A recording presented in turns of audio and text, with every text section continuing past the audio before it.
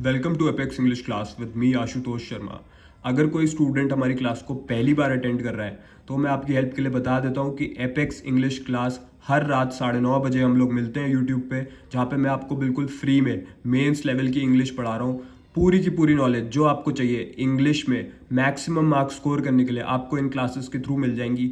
हर type का topic हम cover करते हुए चलेंगे ताकि आप इस साल इंग्लिश में फुल मार्क्स स्कोर कर पाओ। तो अभी तक लेसन नंबर 1 से लेकर 3 तक हो चुका है।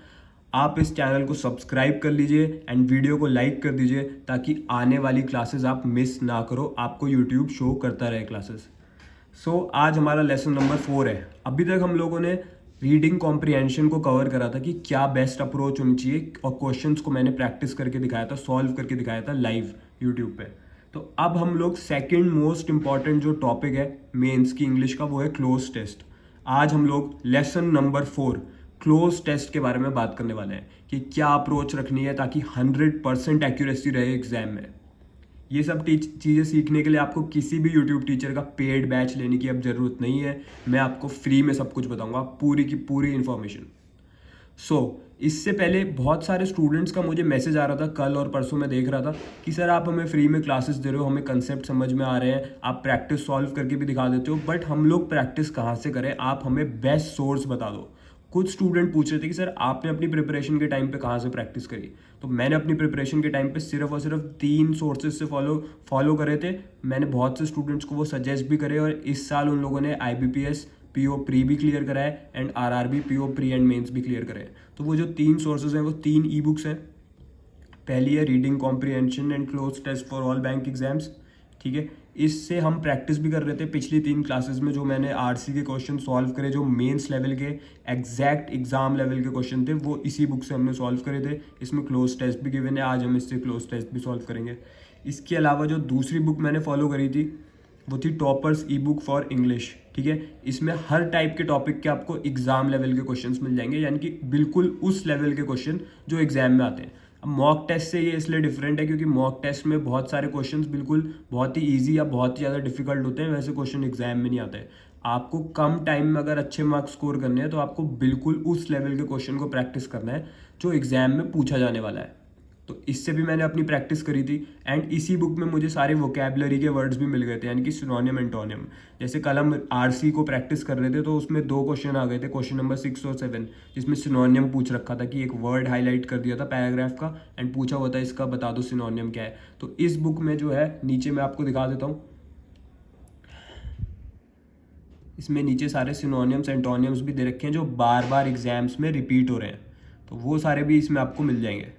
अब इन बुक्स की जो PDF है वो शेयरेबल नहीं है। अगर वो शेयरेबल होती तो मैं आपके साथ ग्रुप पे शेयर कर देता, बट ये एक बार में एक ही डिवाइस पे चलती है एंड ये आपको परचेज ही करनी पड़ेगी, जैसे कि मैंने परचेज करी थी। अगर ये शेयरेबल PDF होती तो मैं आपके साथ ये शेयर कर देता। अब जो तीसरी बुक है वो है speed grammar for bank exams. अब ये जो बुक है इसकी क्या इंपॉर्टेंस है, ये बुक मुझे इसलिए पसंद है क्योंकि इसमें ना सारे के सारे इंपॉर्टेंट रूल दे रखे हैं ग्रामर के। इससे मैंने सारे ग्रामर के रूल पढ़े ताकि जो एरर डिटेक्शन के क्वेश्चन आते हैं ना एग्जाम में, उसमें पूछ लेता है कि इस सेंटेंस के अंदर एरर कहाँ पे है वो बता दो, और 4 ऑप्शन दे देते हैं। वो आसानी से आपकी एक्यूरेसी इंप्रूव हो जाएगी। इससे आप डेली 3 से 4 पेज अगर इसके पढ़ेंगे, इसमें सारी की सारी चीज़ें कवर कर रखी हैं। सारे मेंस लेवल की जो ग्रामर आती है, और डिस्क्रिप्टिव में जब आपको सेंटेंस लिखना होता है, ग्रामेटिकली अगर करेक्ट ना हो तो सॉफ्टवेयर आपके मार्क्स काट लेता है। तो स्पीड इंग्लिश ग्रामर मैं आपको रिकमेंड करूंगा कि 3 पेज डेली इस बुक के पढ़िए। इसमें जो एग्जाम्पल दे रखे हैं, जो रूल दे रखे हैं, उन्हें समझिए। तो ये 3 बुक्स हैं। स्पीड ग्रामर बुक बता दी मैंने आपको, toppers E book for English बता दी, एंड आपको बता दी RC एंड क्लोज टेस्ट। बस इन 3 बुक्स को आप फॉलो कीजिए। जो भी स्टूडेंट्स मुझसे पूछ रहे थे, अब मैं इतने सारे मैसेजेस का रिप्लाई नहीं कर सकता आपके, इसीलिए मैंने वीडियो में ही बता दिया है कि यही वो 3 सोर्सेज हैं जिससे मैंने प्रैक्टिस करी थी, यही मैं आपको सजेस्ट भी करूँगा। किसी को ये लेने हैं तो इनका लिंक मैं डाल दूंगा वीडियो के डिस्क्रिप्शन में और कमेंट सेक्शन में, वहाँ से जाके आप इन ई बुक्स को ले सकते हैं एंड आज से प्रैक्टिस स्टार्ट कर सकते हैं। अब हम लोग आ जाते हैं अपनी क्लास पे। आज हम क्लोज टेस्ट के बारे में बात कर रहे हैं। तो अब मैं आपको बताऊंगा कि क्लोज टेस्ट में अप्रोच कैसे रखनी है। तो इसी ई बुक से हम आज एक क्लोज टेस्ट का सेट उठा रहे हैं। पहले मैं इजी लेवल का एक सेट ले रहा हूँ। थोड़ा सा मैं स्क्रीन को जूम कर देता हूँ आपकी हेल्प के लिए, ताकि क्लियरली आपको विजिबल रहे स्क्रीन।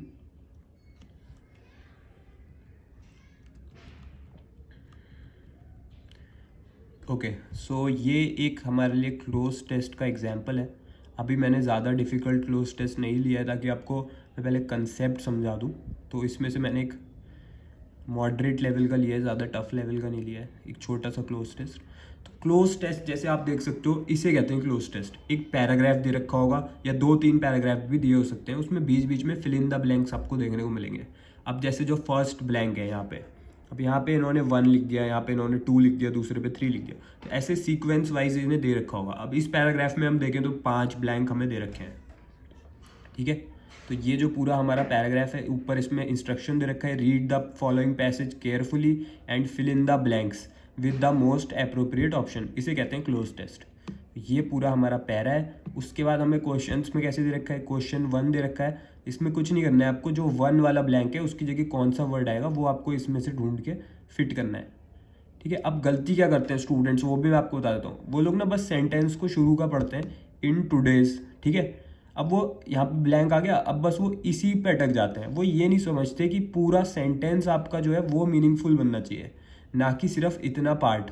अब वो इसके आगे इन टूडेज, अब यहाँ पे वो कुछ भी लगा सकते हैं, सिनेरियो। अगर पहला वर्ड ही उन्हें लगेगा कि यहाँ फिट हो रहा है तो जल्दीबाजी के चक्कर में वो लोग यहाँ पे फर्स्ट वाला ऑप्शन ही सेलेक्ट कर लेंगे, जैसे कि इन टूडेज।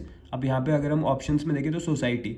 अब कोई स्टूडेंट जो मिस्टेक करते हैं वो क्या करते हैं, इन टूडेज सोसाइटी, उन्हें लगेगा हाँ ये तो सही है, इन टूडेज सोसाइटी, और तुरंत इसको करके अगले क्वेश्चन पे चले जाएंगे। इसी वजह से आपकी एक्यूरेसी कम रहती है इंग्लिश में, क्योंकि आप एक प्रॉपर अप्रोच नहीं करते क्लोज टेस्ट की। अब मैं आपको बता रहा हूँ जो चीज़ आपको कोई नहीं बताएगा, ठीक है, कोई भी पेड बैच में टीचर्स आपको नहीं बताएंगे।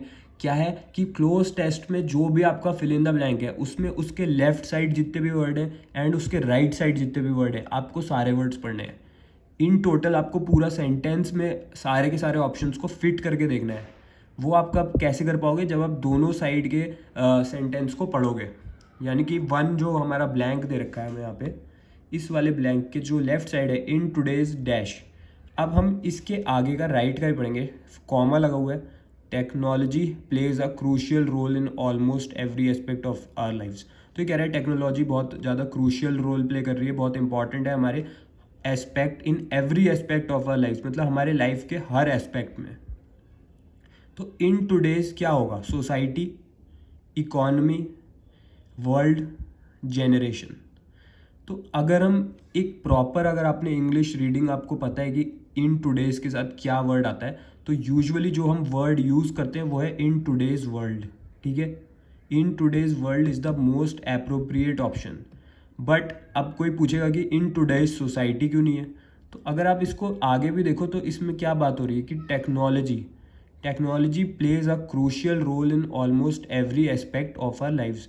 तो इसमें हम पूरे वर्ल्ड के बारे में बात कर रहे हैं, हम एक सोसाइटी के बारे में बात नहीं कर रहे। सोसाइटी का मतलब तो कुछ भी हो सकता है कि एक छोटा सा एरिया जहाँ पे लोग रहते हैं, बट ये बहुत ही ज़्यादा बिगर पिक्चर की बात हो रही है कि टेक्नोलॉजी की बात हो रही है, यानी कि पूरे वर्ल्ड से related.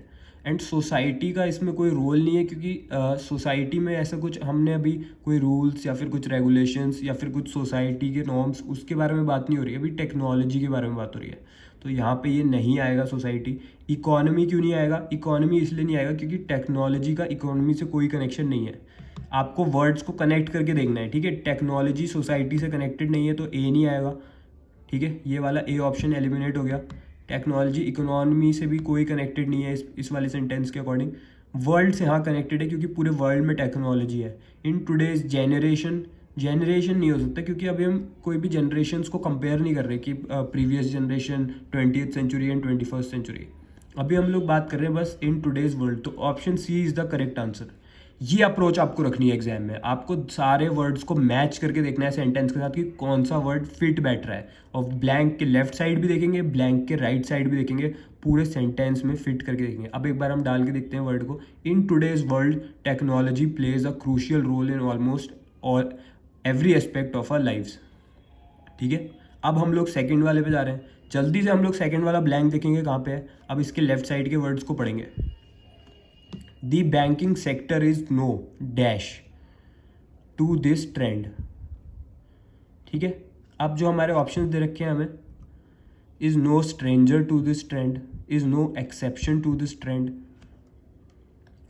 is no difference to this trend, is no escape to this trend. अब जो टू वर्ड इसमें आगे दे रखा है ब्लैंक के, टू वर्ड के साथ हमेशा वर्ड जो हम यूज़ करते हैं वो है exception, is no exception to this trend. तो ये करेक्ट ऑप्शन है यहाँ पे। अगर हम डिफरेंस वर्ड को यूज़ करें, अगर यहाँ पे डिफरेंस की जगह डिफरेंट दे रखा होता तो यहाँ पे होना चाहिए था इज़ नो डिफरेंट, टू नहीं आता, फ्रॉम आता, यहाँ पे आता फ्रॉम। यही करेक्ट यूजेज है वर्ड्स का कि स्ट्रेंजर टू हो सकता था, एक्सेप्शन टू होगा, एंड डिफरेंस फ्रॉम, डिफरेंट, अगर यहाँ पे डिफरेंस की जगह डिफरेंट लिखा होता तो यहाँ पे वर्ड होना चाहिए था फ्रॉम, एंड इसके आगे टू दिस ट्रेंड की जगह यहाँ पे होना चाहिए था डिफरेंट फ्रॉम।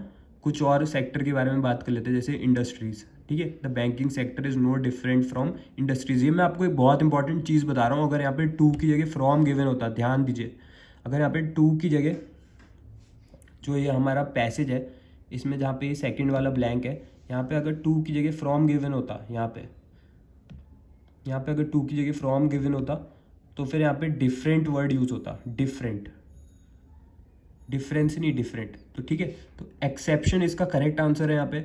और कोई भी वर्ड को आप यहाँ पे फिट करने की कोशिश करो वो फिट नहीं होगा, ठीक है।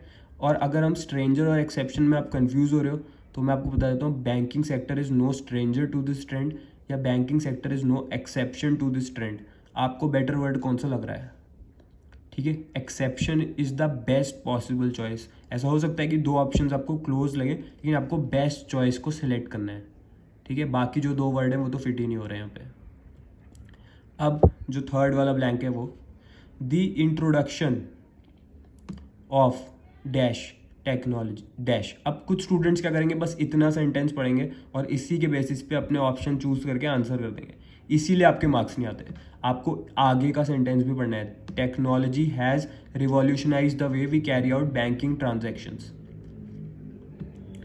अब आप इस वाले जो क्लोज टेस्ट होता है उसको आप टाइम देके कर सकते हो। क्यों? क्योंकि आपने आरसी में मेरी बताई हुई अप्रोच फॉलो करी। अगर आपने आरसी में मेरी बताई हुई अप्रोच फॉलो करी तो आपको ज़्यादा टाइम मिलेगा एग्जाम में। यानी कि जो चीज़ें कॉम्प्लेक्स होंगी, जहाँ पे आपको सोचने के लिए टाइम चाहिए होगा, वहाँ आप सोच पाओगे, टाइम दे पाओगे एंड सही आंसर करके आओगे।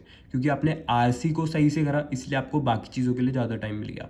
जो बच्चा आरसी में एड कराएगा वो फिर ऐसे क्वेश्चन में जाके क्या करेगा, या तो स्किप करेगा, और स्किप नहीं करेगा क्योंकि उसे इंग्लिश में ज़्यादा अटेम्प्ट करने हैं, तो वो क्या करेगा, जल्दी जल्दी आंसर लगेगा। तो उसमें क्या होगा, उस जल्दीबाजी में वो सिर्फ सेंटेंस का ब्लैंक के लेफ्ट वाला वर्ड पढ़ लेगा, ये वाले जैसे the introduction of, and right side पढ़ेगा नहीं।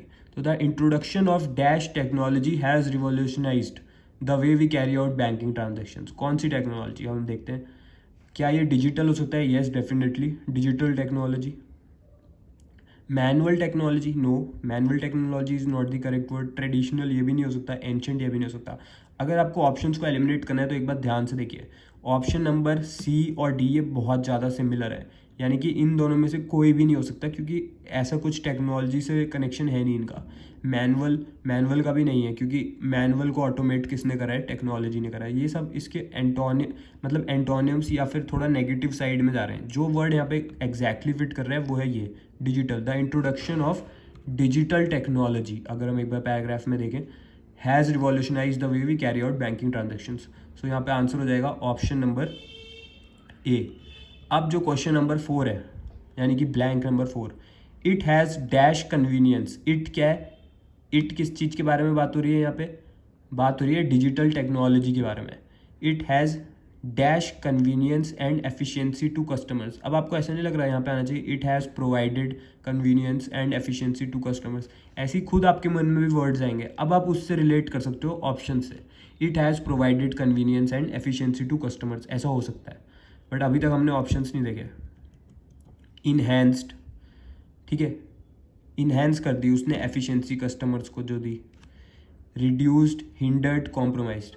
अब ऐसे ऑप्शंस को बहुत आसानी से आप एलिमिनेट करोगे। जो ऑप्शन नंबर बी, सी और डी है यहाँ पे, उसमें आप देख सकते हो कि बी, सी और डी जो हैं वो सारे के सारे नेगेटिव वर्ड्स हैं, और जो ऑप्शन नंबर ए है वो ही एक पॉजिटिव वर्ड है। एंड यहाँ पे बात क्या हो रही है? बात यहाँ पे पॉजिटिव हो रही है कि it has provided convenience. Provided हमने सोचा था कि यहाँ पे आएगा। कन्वीनियंस और एफिशिएंसी के बारे में बात हो रही है। Making banking operation faster and more accessible, यानी कि एक पॉजिटिव सेंटेंस है। तो यहाँ पे नेगेटिव वर्ड आने का मतलब ही नहीं बनता, तो यहाँ पे इनहेंस्ड वर्ड ही करेक्ट ऑप्शन है। तो अब आप यहाँ पे इनहेंस्ड वर्ड को सिलेक्ट कीजिए। अब कोई स्टूडेंट कहेगा कि सर आपने बहुत ज़्यादा इजी आपने क्लोज टेस्ट करा दिया। आप ये मत देखो कि क्लोज टेस्ट मैंने इजी कराया या डिफिकल्ट, आप कंसेप्ट को समझो, आप अप्रोच को समझो, जो मैं आपको बताना चाह रहा हूँ उस चीज़ को समझो। अगर मैं अभी पहले ही क्लास में क्लोज टेस्ट के आपको डिफिकल्ट क्लोज टेस्ट करा दूंगा तो आप अप्रोच नहीं समझ पाओगे। मैं आपको अप्रोच बता रहा हूँ कि सेंटेंस जो है उसमें वर्ड का जो ब्लैंक है उसके लेफ्ट साइड भी पढ़ना है, राइट साइड भी पढ़ना है। अब मैं आपको ऑप्शंस का एलिमिनेशन सिखा रहा हूँ कि इन केस आप फंस जाओ कहीं पे तो ऑप्शंस को कैसे एलिमिनेट करते हैं। कि देखिए ए बी सी और डी में बी सी और डी तीनों नेगेटिव थे, हमने सेंटेंस की टोन को पकड़ा कि टोन तो पॉजिटिव थी सेंटेंस की कि डिजिटल टेक्नोलॉजी ने कस्टमर्स का एक्सपीरियंस क्या कर दिया है, तो अच्छा ही तो कर दिया है। तो इसमें हमें पॉजिटिव वर्ड यूज़ करना, तो ऑप्शन ए। ठीक है, अब हम लोग लास्ट ब्लैंक की तरफ आ गए हैं। एग्ज़ाम में भी ऐसे ही टाइप के ऑप्शंस आएंगे कंफ्यूजिंग से। ठीक है, तो आपको क्या करना है, आपको ऐसी ही अप्रोच अडॉप्ट करनी है एंड आपको एग्जाम लेवल क्वेश्चंस की प्रैक्टिस करनी है। However, along with benefits, there are also dash associated with technological advancement in banking। तो ये कह रहा है कि however, अब देखो जो पहला वर्ड है however है, इसका मतलब अब हम नेगेटिव एस्पेक्ट के बारे में बात कर रहे हैं। जिन लोगों ने कल की क्लास अटेंड करी थी उन्हें पता चल जाएगा, कल मैंने बताया भी था however वर्ड कब यूज़ करते हैं। along with benefits मतलब बेनिफिट्स के साथ ही there are also dash associated with technological, मतलब बेनिफिट्स के साथ ही क्या एसोसिएटेड है टेक्नोलॉजिकल एडवांसमेंट्स के साथ, नेगेटिव्स। ठीक है, बेनिफिट्स की जगह यहाँ पे आ जाएगा डिसएडवांटेजेस। इस तरीके का कोई वर्ड होगा नेगेटिव वर्ड। हमने सेंटेंस की टोन को पकड़ा, सेंटेंस की टोन को अगर आप समझ गए तो आसानी से आंसर करोगे। अब देखो, चैलेंजेस, रिवॉर्ड्स, पॉसिबिलिटीज़, अपॉर्चुनिटीज़, एक नेगेटिव वर्ड, तो रिवॉर्ड्स क्या नेगेटिव वर्ड है? नहीं, तो ऑप्शन बी तो हो नहीं सकता। Option C possibilities, no. Option D opportunities, no. Option A जो है चैलेंजेस, वही हमें बेस्ट फिट लग रहा है। हम इस वर्ड को यहाँ पे लगा के भी देखेंगे। अगर आप कभी भी कंफ्यूज हो जाओ, सारे ऑप्शंस को एक बार फिट करके देखना सेंटेंस में, तो यहाँ पे हम फिट करेंगे। तो however along with the benefits there are also challenges, challenges associated with technological advancement in banking. ठीक है, तो इस तरीके से आपको क्लोज टेस्ट को अप्रोच करना है। इसके आंसर्स मैं आपकी हेल्प के लिए दे रहा हूँ, इसमें नीचे दे रखे हैं, बुक में गिवन है, ई बुक में। ये देखिए वर्ल्ड एक्सेप्शन, ये आपके आंसर्स आ गए।